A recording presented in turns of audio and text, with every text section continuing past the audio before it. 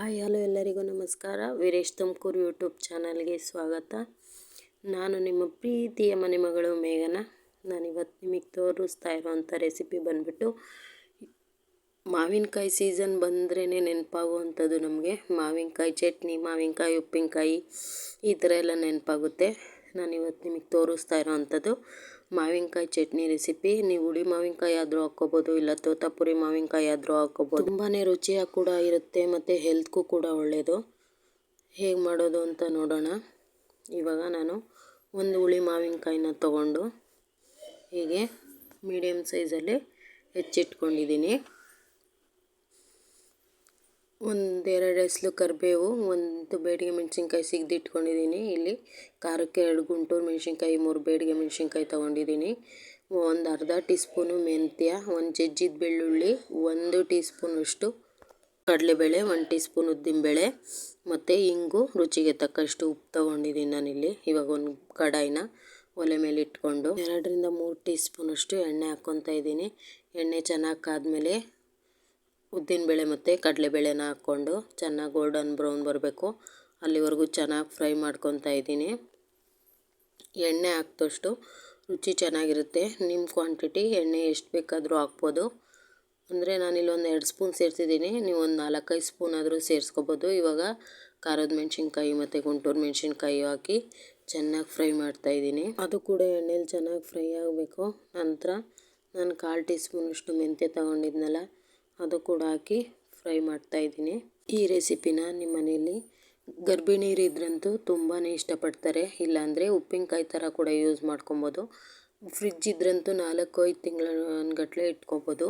ಇವಾಗ ಚೆನ್ನಾಗಿ ಆರಿದ ನಂತರ ಮಿಕ್ಸಿ ಜಾರ್ಗೆ ಹಾಕ್ಕೊಂಡಿದ್ದೀನಿ ನಾನಿಲ್ಲಿ. ಮತ್ತು ಬೆಳ್ಳುಳ್ಳಿ ಜಜ್ಜಿಟ್ಕೊಂಡಿದ್ದೆ, ಆ ಬೆಳ್ಳುಳ್ಳಿನೂ ಕೂಡ ಸೇರಿಸ್ಕೊತಾ ಇದ್ದೀನಿ. ನಂತರ 1 ಟೀ ಸ್ಪೂನಷ್ಟು ಜೀರಿಗೆ ಕೂಡ ಸೇರಿಸ್ಕೊತಾ ಇದ್ದೀನಿ. ಇವಾಗ ಹೆಚ್ಚಿಟ್ಟಿದಂತಹ ಮಾವಿನಕಾಯಿ ಕೂಡ ಇದರೊಳಗೆ ಸೇರಿಸ್ಕೊಂಡು, ನಾನಿಲ್ಲಿ ಯಾವುದೇ ಥರ ನೀರು ಯೂಸ್ ಮಾಡಿಲ್ಲ. ನಿಮಗೆ ತುಂಬಾ ನುಣ್ಣಗೆ ಬೇಕು ಅಂದರೆ ನೀರು ಕೂಡ ಹಾಕ್ಕೋಬೋದು. ಉಪ್ಪು ಕೂಡ ಸೇರಿಸ್ಕೊಂಡು ನಾನಿಲ್ಲಿ ತರಿಯಾಗಿ ರುಬ್ಕೊಂಬಂದಿದ್ದೀನಿ. ತುಂಬಾ ನುಣ್ಣಗಾಗ್ಬಿಟ್ರೆ ಅಷ್ಟೊಂದು ರುಚಿ ಬರೋಲ್ಲ, ಅದಕ್ಕಾಗಿ ನಾನು ತರಿಯಾಗಿ ರುಬ್ಕೊಂಡಿದ್ದೀನಿ. ಮತ್ತು ಅದೇ ಬಾಣಲಿನ ಒಲೆ ಮೇಲೆ ಇಟ್ಟು ಮತ್ತು 2 ರಿಂದ 3 ಸ್ಪೂನು ಎಣ್ಣೆ ಹಾಕ್ಕೊಂಡಿದ್ದೀನಿ. ಎಣ್ಣೆ ಚೆನ್ನಾಗಿ ಕಾಯ್ದ ನಂತರ ಸಾಸಿವೆ, ಜೀರಿಗೆ ಮತ್ತು ಸಾಸಿವೆ ಜೀರಿಗೆ ಚಿಟಪಟ ಅಂದಮೇಲೆ ಹಿಂಗೆ ಕೂಡ ಸೇರಿಸ್ಕೊತಾ ಇದ್ದೀನಿ ನಾನಿಲ್ಲಿ. ಹಿಂಗೆ ಸೇರಿಸಿದ ನಂತರ ಒಂದು 2 ನಿಮಿಷ ಚೆನ್ನಾಗಿ ಫ್ರೈ ಮಾಡಬೇಕು. ನಂತರ ಒಂದು ಬೇಡಿಗೆ ಮೆಣಸಿನ್ಕಾಯಿ ಮುರಿದಿಟ್ಟಿದ್ನಲ್ಲ ಅದು ಕೂಡ ಸೇರಿಸ್ಕೊತಾ ಇದ್ದೀನಿ. ಬೇಕಾದರೆ ನೀವು ಗುಂಟೂರು ಮೆಣಸಿನ್ಕಾಯೋ ಇಲ್ಲ ಮನೇಲೇ ಒಣಗಿಸಿಟ್ಕೊಂಡಿರ್ತೀರಲ್ಲ ಆ ಮೆಣಸಿನ್ಕಾಯಿ ಕೂಡ ಸೇರಿಸ್ಕೋಬೋದು. ನಂತರ ಕರಿಬೇವು ಕೂಡ ಸೇರಿಸ್ಕೊತಾ ಇದ್ದೀನಿ. ಇಲ್ಲಿ ಕರಿಬೇವು ಕೂಡ ಚೆನ್ನಾಗಿ ಫ್ರೈ ಆಗಬೇಕು. ನಂತರ ರುಬ್ಬಿಟ್ಟಿದ್ದಂತಹ ಮಾವಿನಕಾಯಿ ಚಟ್ನಿ ಕೂಡ ಸೇರಿಸ್ಕೊತಾ ಇದ್ದೀನಿ. ಇಲ್ಲಿ ಚಟ್ನಿ ಸೇರಿಸಿದ್ಮೇಲೆ 2 ರಿಂದ 3 ನಿಮಿಷ ಚೆನ್ನಾಗಿ ಫ್ರೈ ಆಗಬೇಕು. ಇಲ್ಲಿ ಬೆಲ್ಲ ಇಲ್ಲ ಸಕ್ಕರೆ ಬಂದ್ಬಿಟ್ಟು ಆಪ್ಷನಲ್ಲು, ನಿಮಗೆ ಬೇಕಾದರೆ ಸೇರಿಸ್ಕೊಬೋದು, ಬೇಡ ಅಂದರೆ ಸ್ಕಿಪ್ ಮಾಡ್ಬೋದು.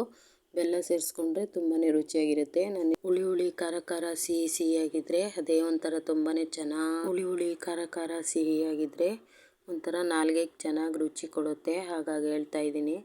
ನಾನಿಲ್ಲಿ ಸೇರಿಸಿಲ್ಲ ಬೆಲ್ಲನ. 2 ರಿಂದ 3 ನಿಮಿಷ ಚೆನ್ನಾಗಿ ಫ್ರೈ ಮಾಡ್ಕೊತಾ ಇದ್ದೀನಿ. ಇದನ್ನು ನೀವು ಮಾಡಿಟ್ಕೊಂಡ್ರೆ 2 ರಿಂದ 3 ತಿಂಗಳವರೆಗೂ ಇಟ್ಕೊಂಡು ಯೂಸ್ ಮಾಡ್ಕೊಬೋದು.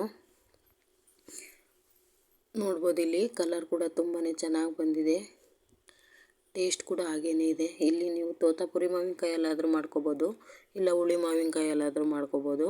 ಈ ಥರ ಚಟ್ನಿ ಮಾಡಿ ಇಟ್ಕೊಂಡು ಬಿಸಿ ಅನ್ನದ ಜೊತೆ 1 ಸ್ಪೂನ್ ತುಪ್ಪ ಹಾಕ್ಕೊಂಡು ಈ ಚಟ್ನಿ ಹಾಕ್ಕೊಂಡು ತಿಂತಾಯಿದ್ರೆ ಸ್ವರ್ಗನೇ ಕೈಗೆ ಸಿಕ್ತಾಗಿರುತ್ತೆ. ಮತ್ತು ನೀವು ಇದನ್ನು ಸೈಡ್ಸ್ ಆಗಿ ಕೂಡ ಯೂಸ್ ಮಾಡ್ಬೋದು. ಈ ವಿಡಿಯೋ ನಿಮ್ಗೆ ಇಷ್ಟ ಆಗಿದ್ದರೆ ಲೈಕ್ ಮಾಡಿ, ಶೇರ್ ಮಾಡಿ, ಕಮೆಂಟ್ ಮಾಡಿ, ಸಬ್ಸ್ಕ್ರೈಬ್ ಮಾಡಿ.